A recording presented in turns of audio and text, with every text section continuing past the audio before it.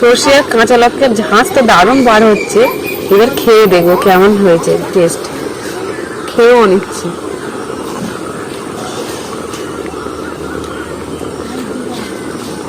দারুণ হয়েছে। মাছের ঝোল খেয়ে থাকি, কিন্তু এভাবে ভাপা তো কোনোদিন খাইনি। দারুণ খেতে লাগছে, সম্পূর্ণ আলাদা একদম টেস্ট। হ্যালো নমস্কার, সুনন্দা ভিলেজ স্টোরি সবাইকে স্বাগত জানিয়ে আবার একটা নতুন রেসিপি শেয়ার করব। আর নিয়েছি আমাদের পুকুরের মাছ, 2 কেজি ওজনের কাতলা মাছ হয়েছিল। আর বাদ বাকি দুপুরবেলা রান্না হয়ে গেছে। আর এই পিসগুলো রেখে দিয়েছি। এই মাছ দিয়ে আজকে দারুণ স্বাদের ভাপা বানাবো। প্রথম থেকে শেষ পর্যন্ত ভিডিওটা দেখবে। চলো তাহলে কেটে নিই মাছটা। না, আর নিয়েছি কাঁচা লঙ্কা আর পাকা লঙ্কা আর সাদা সর্ষে আর লাল সর্ষে, এগুলো ভালো করে বেটে নেবো।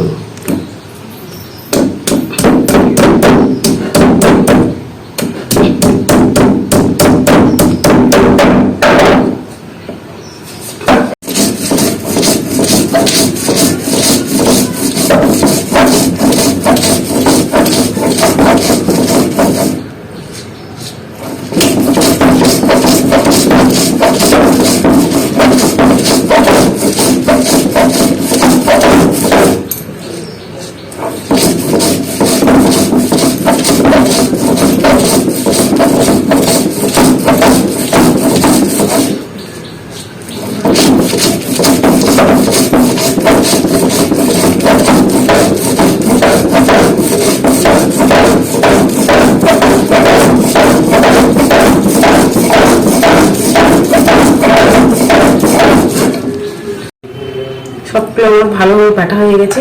এবার আমি শিলা থেকে সব তুলে নেবো। শিলটা একটু ধুয়ে নেবো, জলটা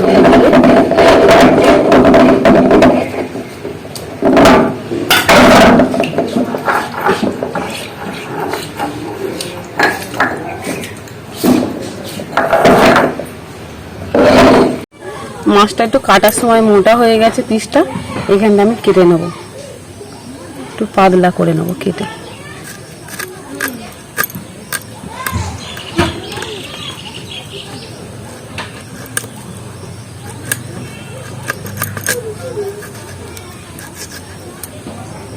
কেটে নিয়েছি মাছগুলো। একটা পেটি নিয়েছি, 4 পিস হয়ে গেছে মোট। কাঁচা মাছগুলো একটু নুন মাখিয়ে নেবো,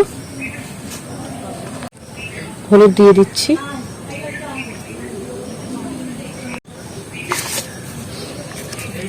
মাছগুলো ভালো করে মাখিয়ে নিচ্ছি হাত দিয়ে।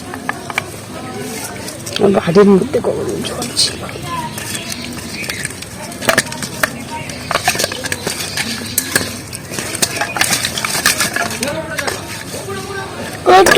ধরানো হয়ে গেছে, কড়াইটা বসিয়ে দিচ্ছি। আর কড়াইয়ের মধ্যে খানিকটা আমি জল দিয়ে দিচ্ছি। মাছগুলো আমি নুন আর হলুদ মাখিয়েছিলাম, এই বাটিটা দিয়ে দিচ্ছি।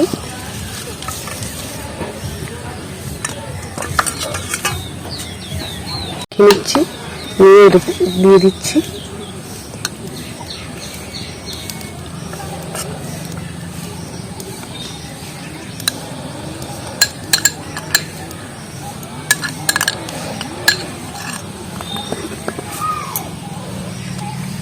দিয়ে দিচ্ছি সামান্য পরিমাণ নুন, লবণ,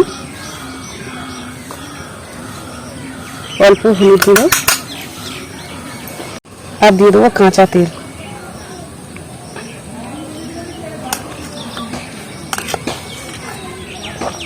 মিশ্রণটা ভালো করে মাখিয়ে নেব।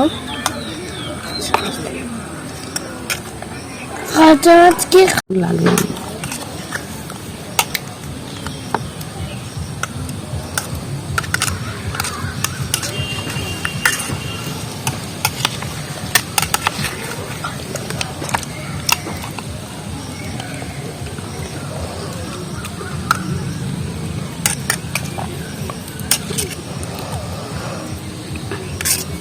আর একটু তেল দিয়ে দেবো। গাছের লঙ্কা আমাদের কাছে থেকে তুলে নিয়ে এসেছি, আর এগুলো দিয়ে দেবো মাছের মধ্যে।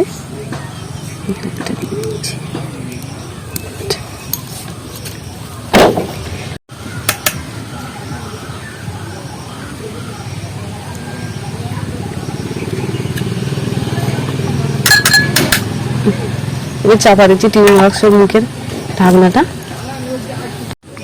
এবার কড়াইয়ের মধ্যে একটা রিং নিয়েছি, তার উপরে এটা বসে দিচ্ছি। পাপাটা আমার হয়ে গেছে, আমি নামিয়ে নেবো।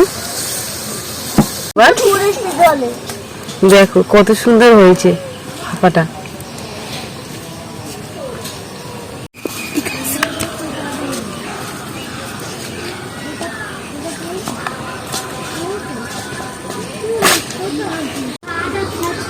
দেখো কাতলা মাছের ভাপাটা আমার রেডি হয়ে গেছে, নামিয়ে নিয়েছি।